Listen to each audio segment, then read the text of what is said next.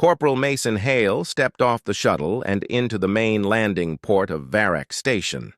The air smelled faintly metallic, and the light had a strange silver-blue tint that made everything seem colder than it really was. He tugged at the collar of his uniform, still trying to believe this was his new posting. No more patrol duty on dusty colony worlds. No more cramped barracks with 6 snoring soldiers.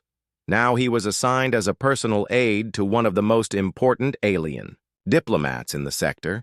He hadn't met her yet, but he had read the file. Liren of the Ralvine, tall, elegant, and impossibly precise in every movement. Her people were famous for their sharp logic and emotional distance. They weren't cruel, just detached. To them, humans were interesting but unpredictable. Creatures, useful as workers or guards, but never truly equals. Mason was under no illusion about why he was here. He wasn't a friend. He wasn't a partner. He was a tool, a warm body to carry messages, fetch documents, and maybe step between her and a threat if needed. The station's corridors were quiet except for the soft hum of the air systems. When Mason reached the reception chamber, he stopped. Liren was already there. She stood near a large oval window that looked out over the stars, her silver-blue skin catching the light in a way that almost seemed unreal. Her long robes shifted slightly with her movements, every step slow and deliberate. Her eyes, pale as frost, turned toward him, and Mason felt as if he'd been scanned and measured in an instant. "You are Corporal Hale," she said, her voice smooth but cool, like water over glass. "Yes, ma'am," Mason replied, keeping his tone polite. He straightened his back. "Reporting for assignment?" She studied him for a moment longer. "You will assist me in all matters while stationed here. You will be present but not intrusive. I expect punctuality, efficiency, and silence when required." There was no warmth in her tone, only the crisp precision of someone setting rules. For a tool they planned to use, Mason nodded. Understood. Their first hours together were quiet. She led him through the Ralvine embassy wing, pointing out key rooms, the negotiation hall, her private study, the secure comms chamber. He memorized each location without comment. When they reached her office, she handed him a stack of data sheets, without explanation. Mason scanned the top sheet, complex trade schedules and diplomatic itineraries, and realized quickly that part of his job would be keeping track of dozens of moving parts. By late afternoon, Mason was already feeling the weight of the assignment. The Ralvine worked with a kind of precision humans rarely managed. Meetings began at the exact second they were scheduled, not a moment sooner or later. Every document had to be filed in perfect sequence, every message transmitted in a specific, almost ritualistic order. Mason had been through military drills, but this was something else entirely. Less about endurance and more about flawless control. When he brought her a report, she barely glanced up. "Set it there," she said, gesturing to a low table. Her focus never left the glowing projection in front of her. Mason set it down and stepped back, waiting in case she needed anything else. For several long seconds, there was silence. Finally, she looked at him again. "You are quieter than most humans," she remarked. "Is that good or bad?" Mason asked before he could stop himself. One corner of her mouth twitched, not quite a smile. "It is efficient." It wasn't much, but Mason noticed it, a crack in the smooth mask she wore. Something about the way she said it made him think she had dealt with noisier humans before and hadn't enjoyed it. That evening, Mason walked back to the small quarters assigned to him. The station outside her embassy wing was busier. Traders, officers, and civilians moving in all directions. Yet in his mind, he kept replaying those few words from Liren. Quieter than most. Efficient. It wasn't praise exactly, but it wasn't a dismissal either. Maybe, just maybe, she wouldn't see him as just a piece of equipment. The next morning, His duties began before dawn. Liren's schedule was packed with trade negotiations, political receptions, and private strategy sessions. Mason shadowed her through it all, moving a step behind and slightly to the side, ready to hand her whatever document she needed or whisper a reminder of a name or title. She never thanked him, but she didn't have to. The Ralvine didn't show gratitude in public. Still, he noticed how her hand would extend automatically now when she needed a data sheet, trusting that he would already have it ready. On the third day, a delegation from a rival world visited the embassy. Mason stayed at his post, silent, as Liren exchanged flawless, almost mechanical pleasantries. But he saw the way her shoulders stiffened slightly, the way her voice dipped half a tone when she addressed their leader. She didn't like them, and Mason filed that away for later. When the delegation finally left, she walked back toward her study. Mason followed, ready to close the doors behind them. But just as he reached for the panel, she spoke without looking back. "You notice more than you speak," she said quietly. Mason hesitated. "Is that a compliment?" Her voice was still cool, but softer now. "It is. Rare." Mason didn't know why, but hearing that made something inside him settle. Maybe she'd never treat him like an equal. Maybe he'd always be her human. But in that moment, he realized there was more behind her frost than he'd been told, and part of him wanted to see what it was. The embassy's main hall glittered under the light of 1,000 crystal panels, each one humming faintly with stored energy. It was the night of the Interstellar Trade Gathering, a formal event that brought together ambassadors, military officers, and wealthy merchants from across the sector. Mason had been told his role was simple: stay near Liren, keep her safe, and avoid speaking unless directly addressed. He had attended plenty of formal events back in human territory, but nothing like this. The guests wore shimmering fabrics that seemed alive with moving patterns. Alien scents, sharp, sweet, and strange, drifted through the air. Music without a clear rhythm echoed faintly, the kind that seemed more like a background current than a song. Liren stood in the center of it all like a polished blade, her posture perfect, her gaze steady. She spoke in measured tones to a tall figure with dark green skin and a metallic collar that clicked softly with every movement. Mason stayed a pace behind her, scanning the crowd. He noticed guards in ceremonial armor at the edges of the room, and more importantly, he noticed gaps in their coverage. Moments when a determined intruder could slip through. He had learned to trust his instincts, and right now, they were telling him something was wrong. As Liren moved from one conversation to another, Mason's eyes caught a flicker of movement near one of the side entrances. A figure in a plain maintenance uniform slipped inside, but instead of heading toward the service corridors, they moved toward the crowd, their hand resting oddly inside their jacket. Mason's jaw tightened.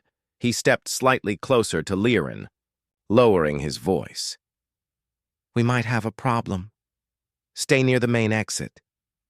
She gave the smallest nod, not breaking her conversation.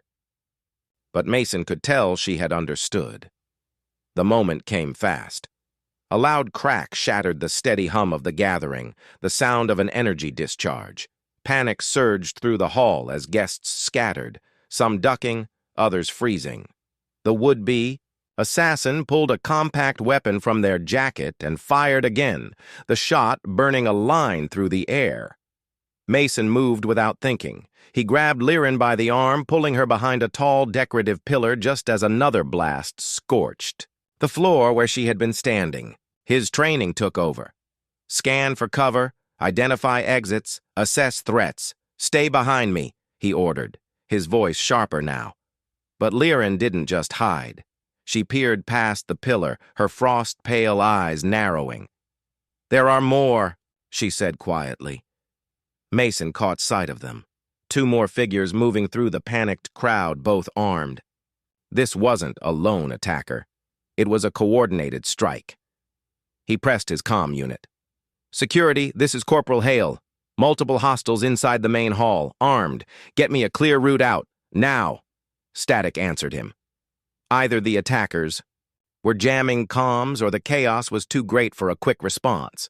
That left one option. Get Liren out on his own. He pointed toward a service corridor near the rear. We move now. Stay low. They sprinted, weaving between overturned tables and fleeing guests. Mason kept his body between Liren and the attackers, his ears tuned for the sound of another energy shot. Twice, the air sizzled past them, but they reached the corridor without being hit. The narrow hallway smelled faintly of coolant and ozone. Mason pushed ahead, checking each corner before they turned it. Liren followed silently, her robes brushing the walls. Even now, she carried herself with a kind of calm control that amazed him. A final turn brought them to an emergency hatch. Mason slapped the release and the door slid open with a hiss, revealing the outer maintenance ring of the station. It was darker here, quieter, and far from the chaos inside.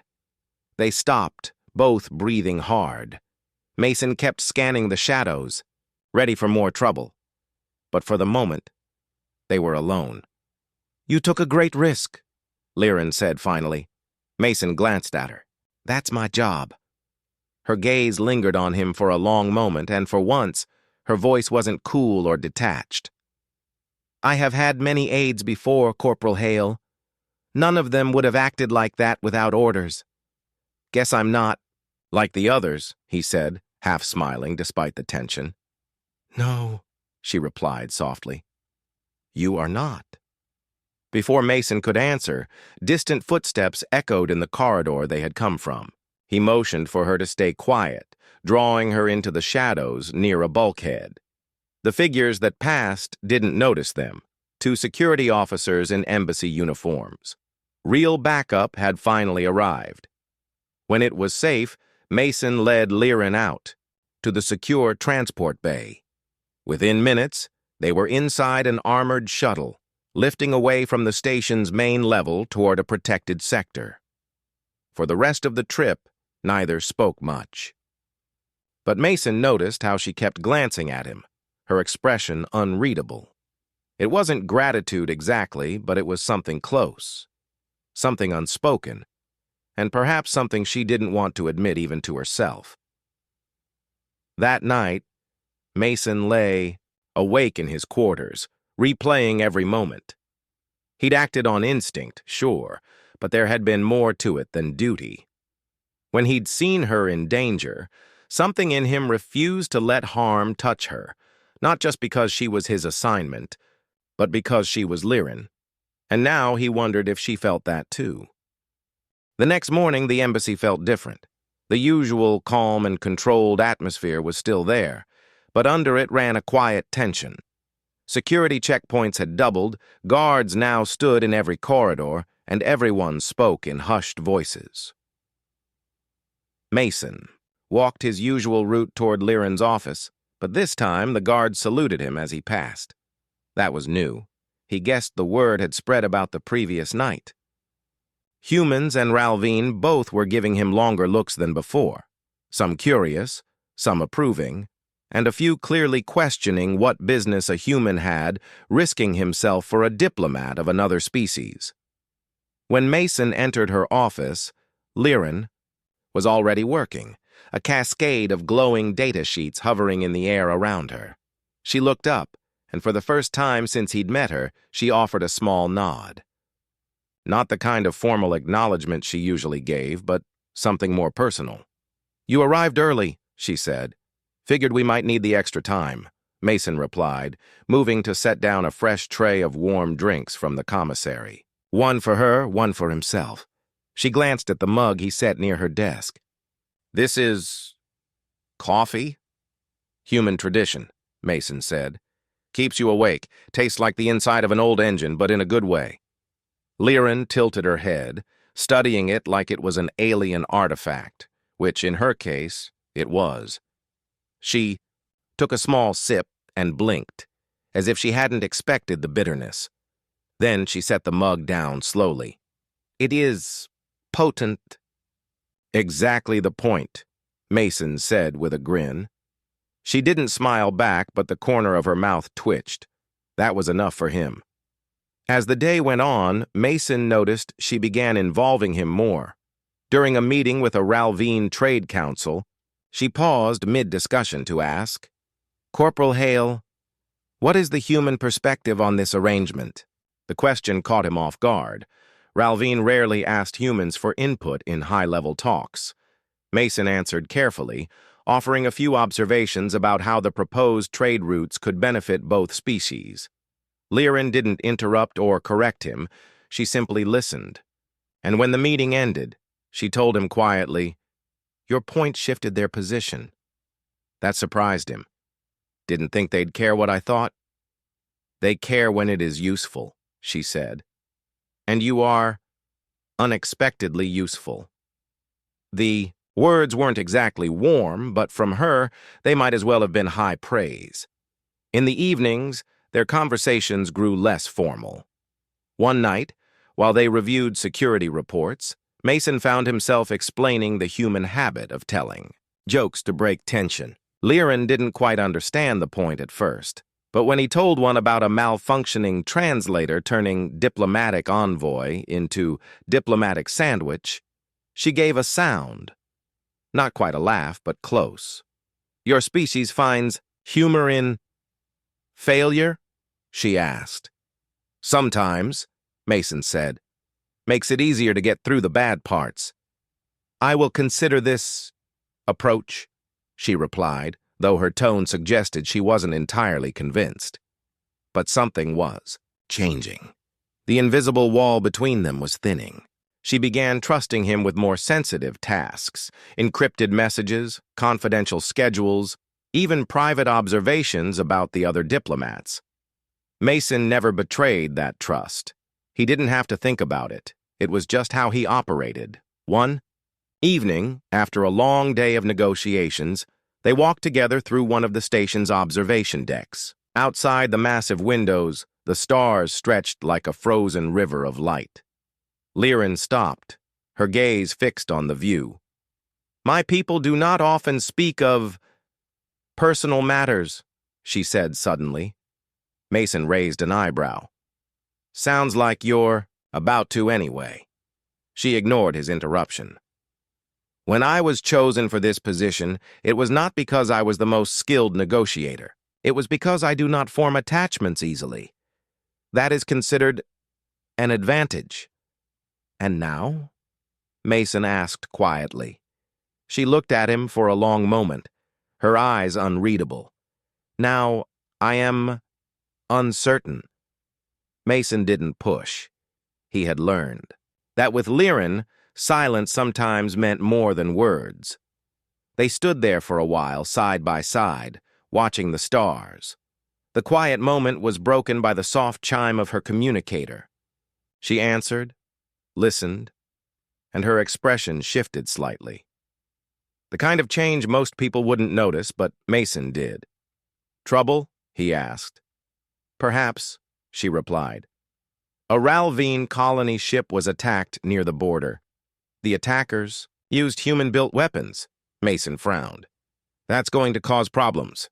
"Yes," Liren said, "and some will use it as a reason to end the alliance." Her voice was calm, but Mason could tell the news unsettled her. He felt a knot forming in his own chest.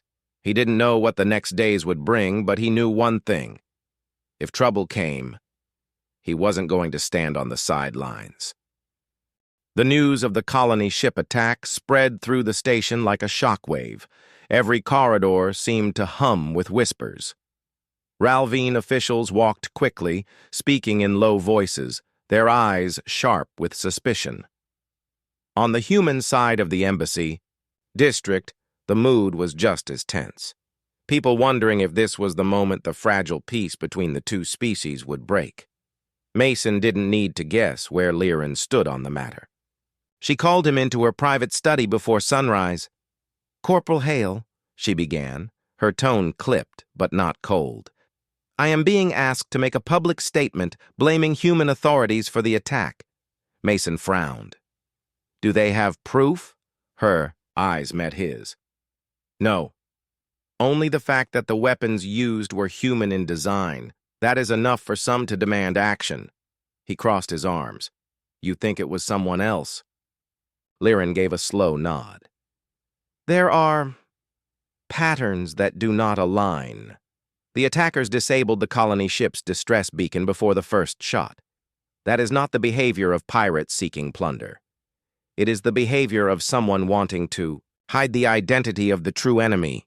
Mason could hear the unspoken part. This wasn't random. It was a move in a larger game. What do you need from me? He asked. Her gaze didn't waver. I want you to help me find the truth before I am forced to speak. The longer I wait, the more I am seen as weak or compromised. They started immediately. Mason tapped into his old military contacts, sending encrypted messages to human patrol units near the border. Liren worked her own channels, quietly requesting reports from Ralvine scouts. The two of them met in a secure chamber late into the night, comparing fragments of data. By the third day, they had a lead, a fragment of communication intercepted near the site of the attack.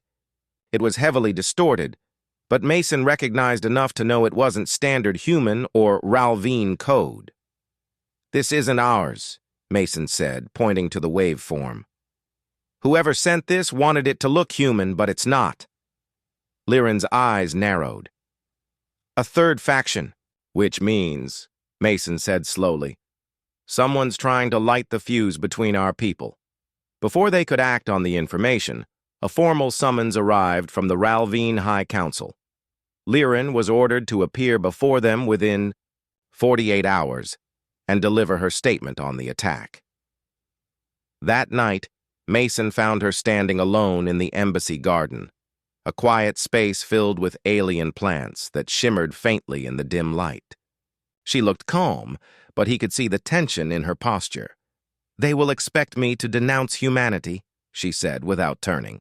And if you don't? Mason asked. They will call me compromised. They may remove me from my position. He took a step closer. You saved my life. I'm not letting you take the fall for something you didn't do. We'll find proof before you face them. She turned to look at him, her expression unreadable, but there was something in her eyes, a flicker of trust. You speak as though you are certain. I am, Mason said simply. We just have to move fast. The next day, Mason managed to secure a meeting with an independent freighter captain who had been near the attack site. The man claimed he saw the attackers jump into a system known for harboring mercenary crews, a place neither humans nor Ralvine officially controlled. It was a dangerous lead, but it was the only one they had. Liren didn't hesitate. We will go, she said. Mason blinked. We? You're coming with me? You are my aide, she replied, but this is my fight too. They left the station under the cover of a routine inspection trip, boarding a small diplomatic shuttle. Mason piloted while Liren monitored the comms for any signs they were being tracked. Hours passed in silence, the stars sliding by outside. When they finally reached the edge of the mercenary system, Mason dropped the shuttle out of faster-than-light travel. Before them lay a cluster of asteroid stations, each glowing with faint lights. Ships of all shapes and sizes drifted lazily between them, like predators circling a reef. This is not a place for diplomacy, Liren said quietly. Good thing I'm not here to make friends, Mason replied. They docked at the largest station and moved cautiously through its corridors. The air was heavy with the smell of oil and smoke, and the people here, humans, aliens and hybrids alike, gave them curious, calculating looks. Mason kept one hand near the concealed weapon on his belt. In a dim back room of a trading post, they found their answer, a data broker who had the original unaltered transmission from the attackers. It was proof that the strike had been ordered by a shadow faction operating outside the control of either major power. Before they could secure the file, however, the broker's eyes flicked to the doorway. Mason turned just in time to see two armed figures stepping inside. They followed us, Mason muttered. Liren's voice was calm, but there was a steel edge to it. Then we leave quickly. And alive. They had the proof now. But getting it back to the station would be another matter entirely. The data broker's small office turned into a trap within seconds. Mason grabbed Liren's arm and pulled her toward the back exit, just as the two armed figures raised their weapons. A shot hissed past his shoulder, scorching the wall. They ran through a narrow maintenance tunnel, boots pounding against the metal floor. Mason kept glancing over his shoulder, making sure the attackers weren't closing the gap. Liren moved quickly beside him, her long robes catching on sharp edges, but she didn't slow down. When they reached the docking bay, Mason spotted their shuttle, but two more mercenaries were already moving toward it. He knew they wouldn't. "Make it in time without a fight! Stay behind cover," he told Liren, then sprinted forward. His hand moved fast, pulling the concealed sidearm from his belt. A short burst of fire forced the mercenaries to dive for cover, buying him just enough time to reach the shuttle's hatch. "Go!" he shouted. Liren was already moving, crossing the open ground with surprising speed. The moment she was inside, Mason sealed the hatch and jumped into the pilot's seat. The engines roared, and the shuttle lifted from the deck. Shots rang out against the hull, but none broke through. As they cleared the asteroid station, Mason set the course for the embassy. Liren secured the proof in the shuttle's encrypted storage. "Once we return, this will end the accusations against your people," she said. But Mason wasn't convinced. "You really think they're just going to accept it?" Her silence was enough answer. When they arrived back at Varek Station, the welcome wasn't what Mason expected. Instead of guards escorting them to safety, a squad of Ralvine security officers surrounded the shuttle. Their weapons weren't raised, but their posture was sharp and hostile. Liren stepped out first, her expression calm, but her voice firm. "What is the meaning of this?" One of the officers stepped forward. "By order of the High Council, you are relieved of your position pending investigation. You are accused of compromising your judgment through personal attachment to a human." Mason's stomach tightened. He didn't need to hear the rest. This was political. Someone wanted Liren gone. Before he could speak, another officer turned to him. "Corporal Hale, you are reassigned to outpost duty in Sector K-47, effective immediately." "That's halfway across the system," Mason said sharply. "We just brought you proof." "You will comply," the officer cut him off. Liren's eyes locked on his. For a moment, the usual frost was gone. "Do as they say," she said quietly. "For now." Mason wanted to argue, but he knew there was no winning this here. They were surrounded, and pushing back would only make things worse. Within hours, Mason was aboard a small transport heading for the distant outpost. The ship's interior was bare, cold, and silent. He sat in his seat, staring out at the streaking stars, his thoughts circling the same point. They'd separated him from Liren to weaken her, and now she was facing the council alone. 3 days into the reassignment, the transport came out of faster-than-light travel near a refueling station. That's when it happened. The attack was sudden. No warnings, no alarms until it was too late. A blast shook the hull, and the lights flickered. Mason felt the deck tilt under him as the transport's engines failed. The crew shouted orders, but another blast tore through the hull, sending smoke and sparks into the cabin. Armed figures in dark armor boarded through the breach. Mason knew instantly who they were. The same mercenaries they'd seen on the asteroid station.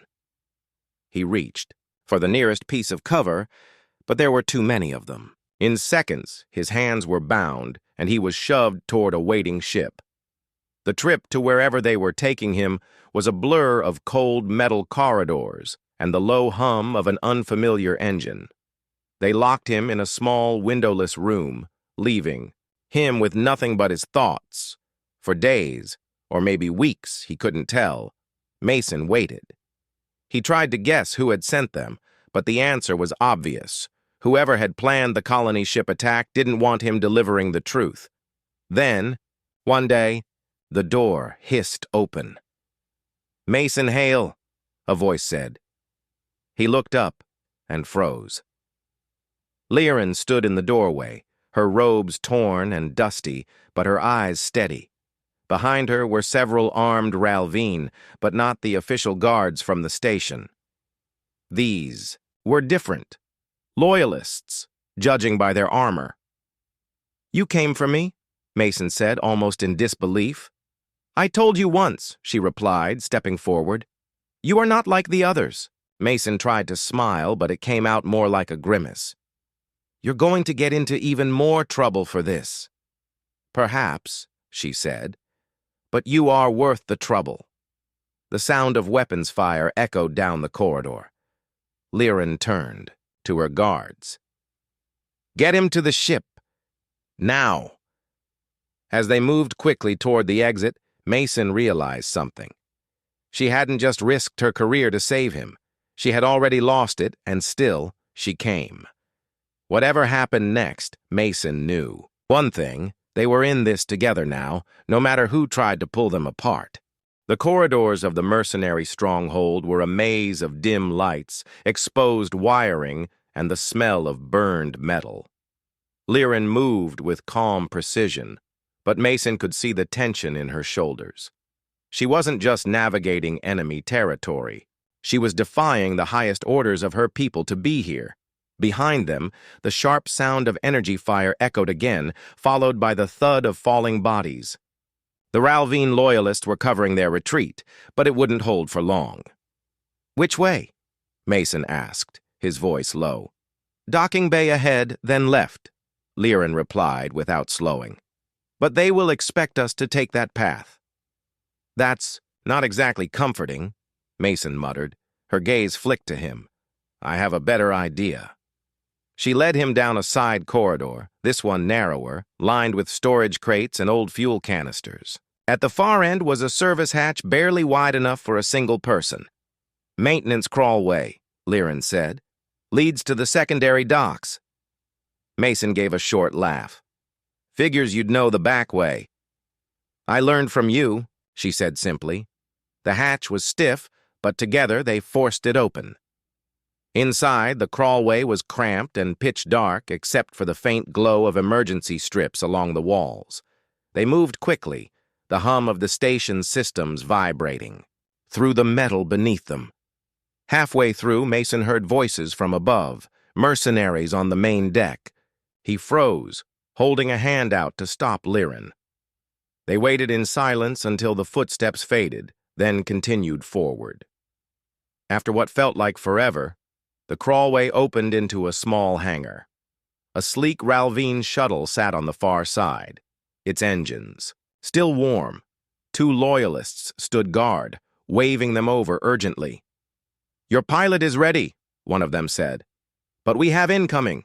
Mason glanced at the far entrance. A squad of mercenaries was pouring in, weapons raised. "Go!" Liren ordered. The loyalists opened fire, and Mason grabbed Liren's arm, pulling her toward the shuttle.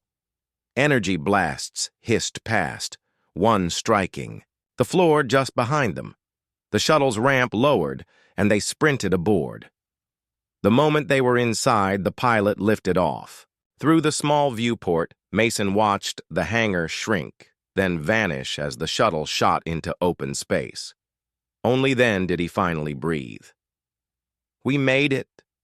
"For now," Liren said, her voice steady but low. "But they will follow." And she was right. Minutes later, alarms chimed. 2 ships had broken from the mercenary fleet and were closing fast. "They're faster," the pilot warned. "I can't outrun them." Mason looked at Liren. "Then we don't run, we fight." Liren's eyes narrowed. "Do you have a plan?" "Sort of," he said. "And it's reckless." She didn't hesitate. "Then it is your kind of plan." They moved to the weapons console. The shuttle wasn't built for heavy combat, but it had enough defensive turrets to make a stand. Mason took one station, while a loyalist manned the other. Liren coordinated the firing angles, her commands sharp and precise. The first mercenary ship swept in, its cannons blazing.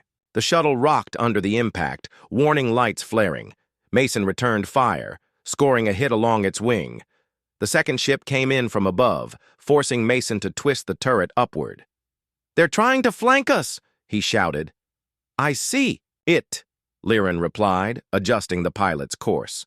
The shuttle rolled sharply, throwing Mason against the restraints.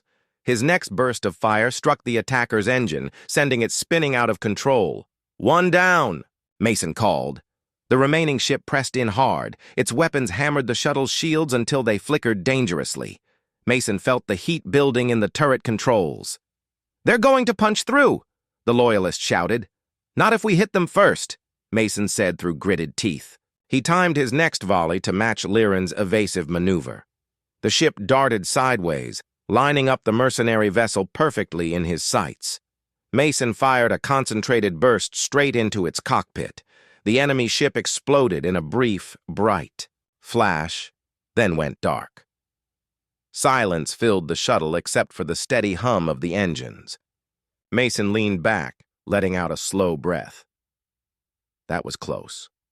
Liren stepped to his side. Close is enough. They stayed alert for the rest of the trip back to Viewership Station, but no more enemies appeared. When they finally docked at a hidden diplomatic hangar, Mason felt the tension in his muscles ease, but only a little. Inside the secure chamber, Liren produced the encrypted data crystal they had recovered from the mercenary broker. "This," she said, "is the truth they tried to bury." Mason nodded. "And once it's out, they can't frame humans for the attack." Her gaze held his. "They will still try. But now, we have proof." He studied her for a moment. "You gave up everything to get me out of there." She didn't look away. "And you would have done the same for me." Mason felt a quiet certainty settle between them. Whatever battles still lay ahead, they weren't just working together anymore. They were standing for each other, against anyone who tried to pull them apart. The council chamber was the largest room on Viewership Station, built for moments exactly like this. Its domed ceiling shimmered with soft light, casting a glow over the long, curved table where the Ralveen High Council sat. On one side, human diplomats waited, silent but tense. The air felt heavy, as if the whole station was holding its breath. Mason stood near the rear, his uniform cleaned but still bearing faint marks from the fight. He wasn't supposed to be here. Officially, he was still off duty, but Liren had insisted. She entered beside him, her posture tall, her expression calm, even though Mason knew the weight she carried. A council elder rose. "Liren of the Ralveen, you stand accused of failing in your duty by allowing human influence to cloud your judgment. You have been called here to explain yourself before this assembly." Liren stepped forward, her voice clear and steady.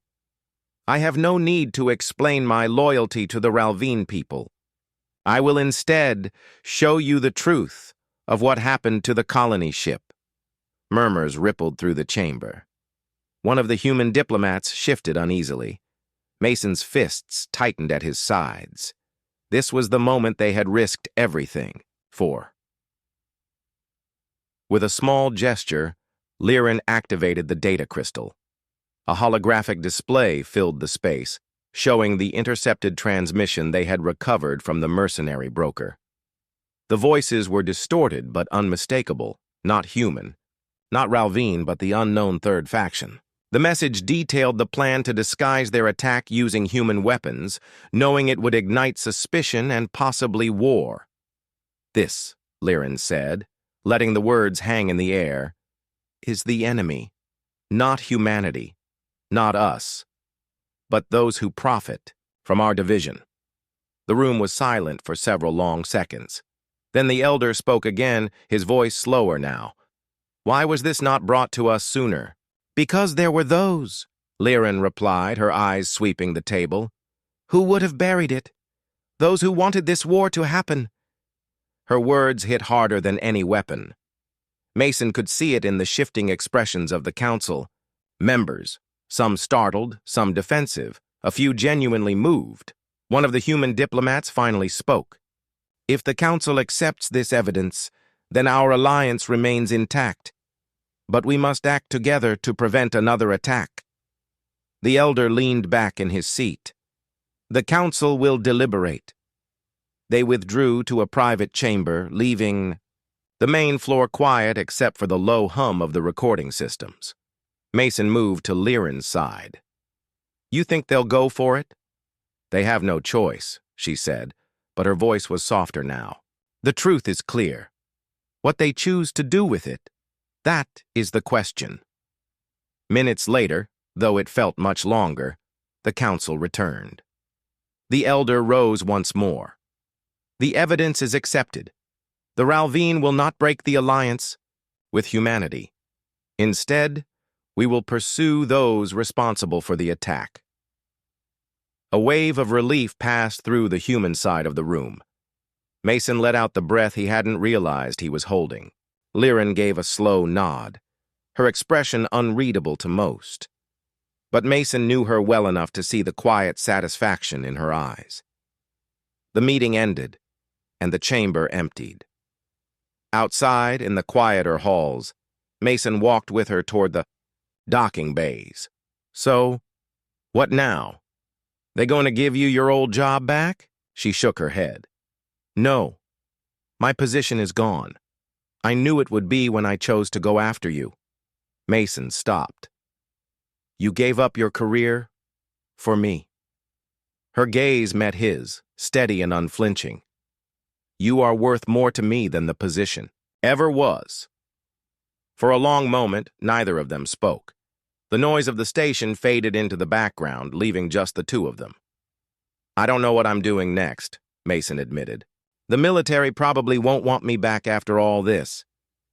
Then perhaps, Liren said, her voice almost gentle, we should decide our next steps together. They reached a wide balcony overlooking the curve of the planet below. The vast stars glimmered beyond it, endless and silent. Mason leaned on the railing, looking out. When I first got here, I figured I'd just be another human carrying things around and keeping quiet. Nothing more. Liren stepped beside him, her silver-blue skin catching the faint light. And now? He glanced at her, a faint smile tugging at his mouth. Now I know I was wrong. You're everything I didn't know I needed. For a moment, there was no mask on her face, no barrier in her eyes. And you, she said softly, are everything I thought I could never have. They stood there, in the quiet, two figures from different worlds, bound by everything they had endured, and by what they had chosen to protect. Out there, somewhere in the vast dark, enemies still moved in the shadows. But for now, the stars were theirs.